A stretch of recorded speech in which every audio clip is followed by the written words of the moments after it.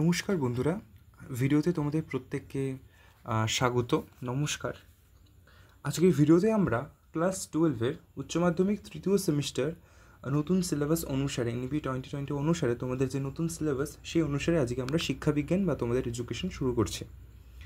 তো তোমরা থাকো।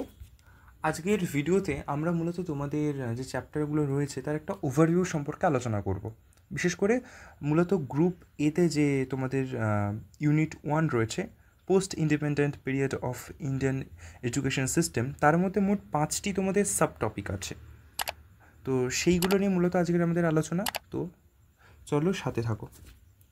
তো তোমাদের চ্যাপ্টার প্রথম অর্থাৎ ইউনিট 1-এর নাম স্বাধীনতার পরে আমাদের ভারতীয় শিক্ষা ব্যবস্থা।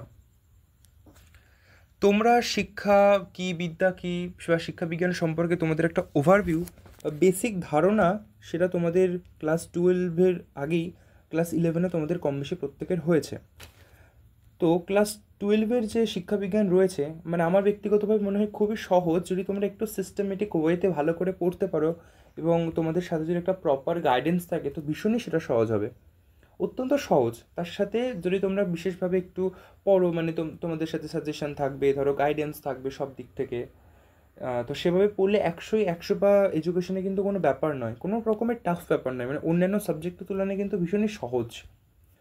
তো প্রথমে আমরা শুরু করছি, আমাদের প্রথমে নাম হলো বিশ্ববিদ্যালয় শিক্ষা কমিশন, তারপরে মাধ্যমিক শিক্ষা কমিশন, তারপর ভারতীয় শিক্ষা কমিশন, তারপর জাতীয় শিক্ষানীতি, তারপর নারী শিক্ষা সমস্যা এবং অন্যান্য কিছু সমস্যা।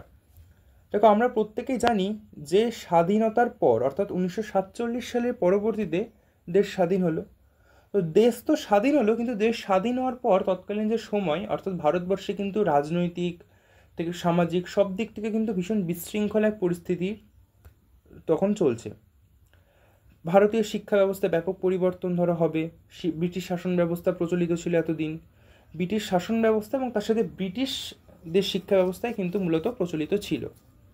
এবং সেই শিক্ষা ব্যবস্থার মূল কেন্দ্রে সে ফোকাস কী ছিল? ইংরেজি শিক্ষার প্রসার ঘটানো এবং আসলে ইংরেজদের জন্য দরকারি কিছু প্রশাসনিক কর্মী তৈরি করা, এটা কিন্তু ওদের মেন উদ্দেশ্য ছিল। তো সেটার আস্তে আস্তে আমরা দেখতে পাচ্ছি 1947 সালের স্বাধীনতার পর আমাদের যে শিক্ষা ব্যবস্থাকে কিন্তু তার মধ্যে ভারতীয়করণ জিনিসটা কিন্তু আনা হচ্ছে। মানে একটা দেশের শিক্ষা ব্যবস্থা যদি উন্নত না হয়, তোমরাই ভাবো তাহলে সেই দেশের মানুষজন উন্নতি হবে না মানুষজনের, এবং মানুষজনের উন্নতি না হলে সেই দেশও কিন্তু সব দিক থেকে পিছিয়ে পড়বে, অর্থনৈতিক, সামাজিক, রাজনৈতিক সব দিক থেকে কিন্তু মানুষ পিছিয়ে পড়বে। তো দেশের উন্নয়নটা ভীষণ ভীষণ দরকার। তা দেশের উন্নয়ন করাতে গেলে আমরা তো পড়ে এসেছি যে টিচাররা বলো, শিক্ষা বলো, আমাদের সমাজ, আমাদের দেশের ব্যাকবোন, মেরুদণ্ড শিক্ষকরা। তো সেই ব্যাকবোন তৈরি হবে কি করে, সেই মেরুদণ্ড তৈরি কি করে হবে যদি শিক্ষা না থাকে? সে ব্যাকবোন তো ভেঙে পড়বে, মানে দুর্নীতিগ্রস্ত হবে সব দিক থেকে, সেটা তো নড়বড়ে হবে। সুতরাং একটা দেশে সব দিক থেকে উন্নয়ন ভালোভাবে হতে গেলে তার শিক্ষা ব্যবস্থা, তার এডুকেশনাল সিস্টেম, তার ইনফ্রাস্ট্রাকচার, সেটা কিন্তু অনেক সুন্দর, অনেক ভালো হতে হবে, প্রপার হতে হবে।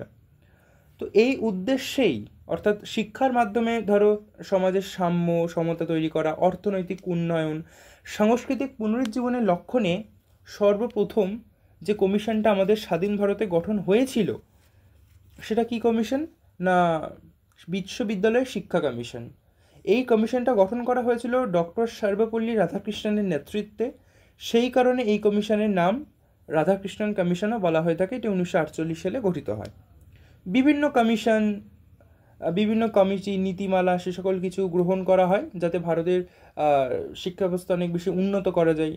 শিক্ষার মাধ্যমে ভারতের সামাজিক সাম্য, সমতা, অর্থনৈতিক উন্নতি, সংস্কৃতি সকল কিছুকে আরও পুনরুজ্জীবন ঘটানো, উন্নতি করা সব দিক থেকে দেশে। তো সেগুলোর উদ্দেশ্যে বিভিন্ন কমিটি, কমিশন কিন্তু গঠন হতে থাকে পরস্পর। তো এইরকম প্রথম যে শিক্ষা কমিশন গঠন করা হয়েছিল সেটা হলো আমাদের এই রাধাকৃষ্ণন কমিশন বা বিশ্ববিদ্যালয় শিক্ষা কমিশন। গঠিত হয়েছিল ডক্টর সর্বপল্লী রাধাকৃষ্ণনের নেতৃত্বে, তাই আমরা রাধাকৃষ্ণন কমিশন বলে থাকি। এর পরবর্তীতে গঠিত হচ্ছে তোমাদের মাধ্যমিক শিক্ষা কমিশন। সেই মাধ্যমিক শিক্ষা কমিশন গঠিত হচ্ছে 1952-53 সালে।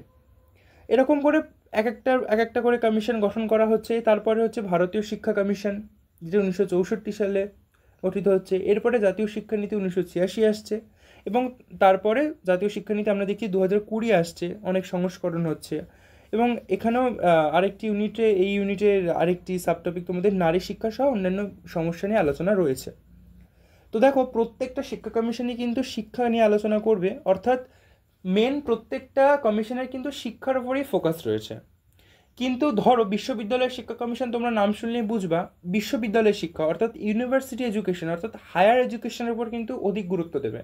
অপরদিকে মাধ্যমিক শিক্ষা কমিশন যদি তোমরা দেখো, তখন নাম শুনে তোমরা বুঝতে পারছো মাধ্যমিক শিক্ষা অর্থাৎ ক্লাস 5 বা ক্লাস 6 থেকে ক্লাস 10, বিশেষ করে 9-10 ইন্টারমিডিয়েট এডুকেশন, সেটার উপর কিন্তু অধিক গুরুত্ব দেবে। অপরদিকে ভারতীয় শিক্ষা কমিশন, এটা কিন্তু আমাদের ভারতের সম্পূর্ণরূপে শিক্ষা ব্যবস্থার যে ইনফ্রাস্ট্রাকচার সেটার কিন্তু দিকে খেয়াল রাখছে।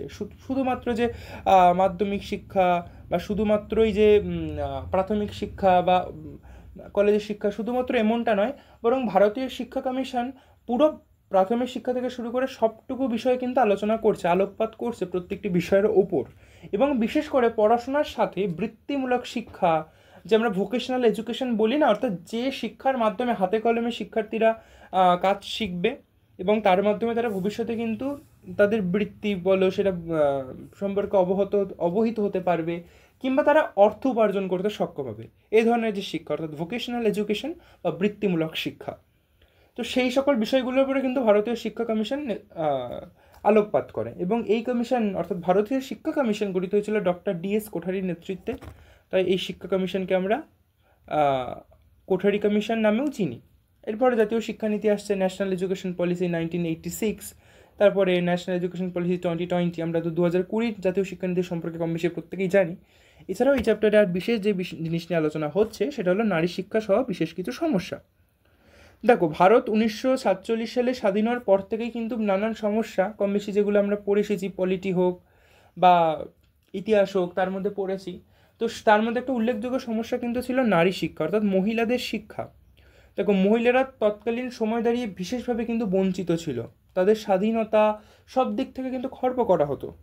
তো মহিলাদের সেই সময় ধরো শিক্ষাতে খাতে অনেক পিছিয়ে, আস্তে আস্তে বর্তমানে মহিলারা এগুলো, তখনকার সময় দাঁড়িয়ে কিন্তু মহিলারা অনেক পিছিয়ে এবং তাদের উপর নানান অত্যাচার করা হতো। তো সেই সকল কিছু কি করে কাটানো যায়, এবং শুধুমাত্র এটি নারীদের এই সকল সমস্যা তাই নয়, অন্যান্য আরও সমস্যা রয়েছে। যেমন ধরো, আমাদের সমাজের ভীষণ বড় একটা প্রবলেম সেটা হলো সচেতনতার অভাব। মানুষ যে কোনো কিছুর মধ্যে কেন ইনভলভ হবে, কেন কোনো কিছু করবে, কোনো ভালো জিনিস, মানুষের মধ্যে সেই জিনিস সম্পর্কে যদি সচেতনতা না থাকে, মানুষ যদি সেটা নিড না জানে, তোমার কোনো কিছুর অভাব থাকবে তবে তো তুমি কোনো কিছু করবে। মানে ধরো তোমার অভাব থাকবে তখন তুমি সেই জিনিসটা চাইবে, তুমি যখন উপলব্ধি করবে। কিন্তু সেই উপলব্ধি যদি তোমার মধ্যে না থাকে, তাহলে তুমি কোনো ভালো জিনিস কি করে করবা? ভালো জিনিস করতে গেলে তো সেটার প্রয়োজনীয়তা, সেটার সচেতনতা সম্পর্কে তো আগে তোমাকে বা আমাকে অবহিত হতে হবে। তো সেই ধরনের সমস্যাও ছিল। এছাড়া অন্যান্য আরও বিভিন্ন ধরনের সমস্যা রয়েছে, সেইগুলো আমরা আলোচনা করব। কর্মমুখী শিক্ষার সমস্যা রয়েছে, মানে ধরো মানুষ যে শিক্ষাটা অর্জন করবে সেই শিক্ষা